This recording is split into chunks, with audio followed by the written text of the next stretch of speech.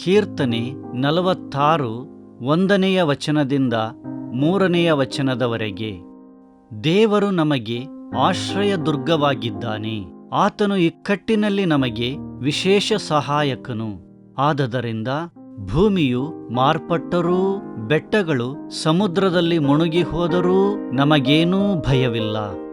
ಸಮುದ್ರವು ಘೋಷಿಸುತ್ತಾ ನೊರೆಯನ್ನು ಕಾರಿದರೇನು? ಅದರ ಅಲ್ಲಕಲ್ಲೋಲಗಳಿಂದ ಪರ್ವತಗಳು ಚಲಿಸಿದರೇನು?